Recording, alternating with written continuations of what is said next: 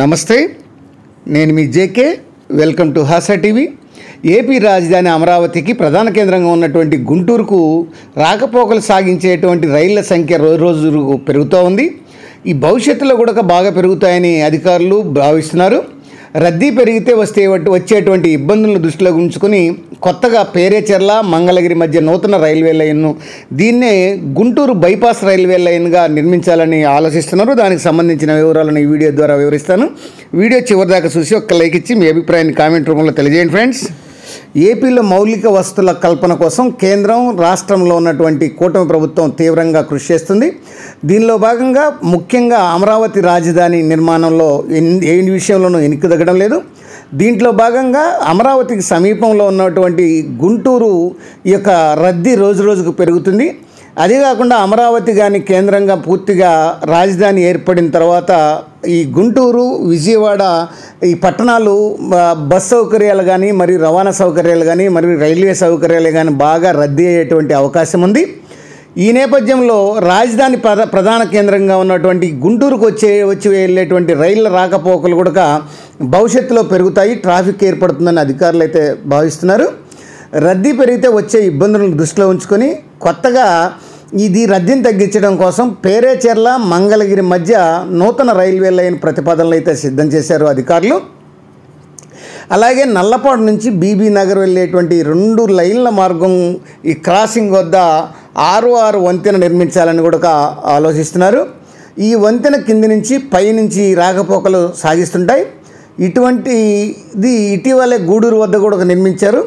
మొత్తం 35 కిలోమీటర్ల railway line వంతెన నిర్మాణానికి కానీ సుమారు 2000 కోట్లు ఖర్చు అవుతుందని ప్రాథమికంగా అంచనా అయితే వేస్తున్నారు. దక్షిణ మధ్య రైల్వే జనరల్ మేనేజర్ ఈ నెల 13వ తేదీ గుంటూరులో అధికారులతో కూడా సమీక్ష అనేది నిర్వహించారు. ఈ ప్రాజెక్టు గురించి ప్రత్యేకంగా ప్రస్తావించినట్టు కూడా అధికారులు అయితే చెప్తున్నారు.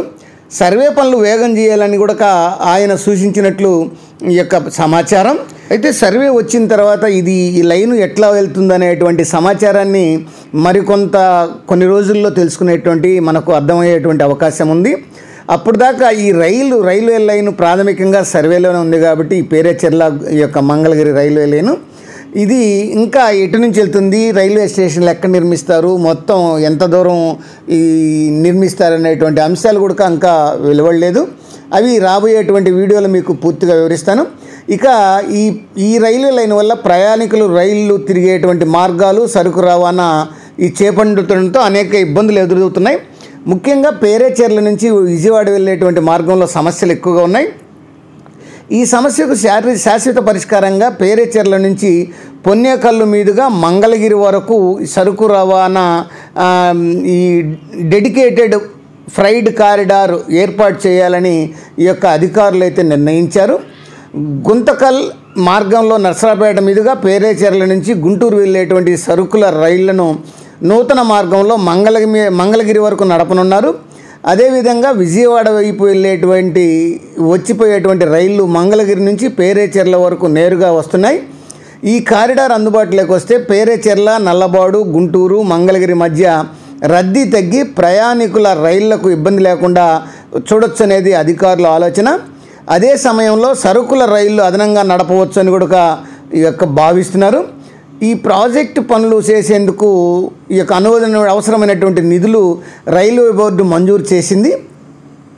పేరేచెర్ల మంగళగిరి మధ్య నూతన రైల్వే లైన్ నిర్మాణానికి సంబంధించి సర్వే తుది దశలో ఉందని అధికారులు అయితే చెప్తున్నారు.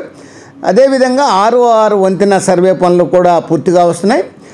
సర్వేల ఆధారంగా ఈ 2 ప్రాజెక్టులకు సంబంధించిన సమగ్ర ప్రాజెక్టు నివేదిక అంటే డిపిఆర్ను తయారు చేసేందుకు అధికారులు అన్ని ఏర్పాట్లు చేసినట్లు కూటమి ప్రభుత్వం మరియు రైల్వే శాఖ అధికారులు అయితే చెప్తున్నారు.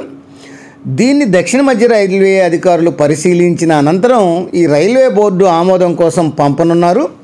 ఏది ఏమైనా కొద్ది రోజుల్లోనే దాదాపు ఈ డిపిఆర్ రిపోర్టు ఈ పేరేచెర్ల మంగళగిరి రైల్వే లైను లేదా గుంటూరు రైల్వే బైపాస్ లైను అంశాలు తుది దశకు వచ్చేటువంటి అవకాశాలు ఉన్నాయని రైల్వే శాఖ అధికారులు చెప్తున్నారు. అది ఫ్రెండ్స్, మరొక అంశంతో మళ్ళీ మీ ముందుంటాను ఫ్రెండ్స్. జై హింద్.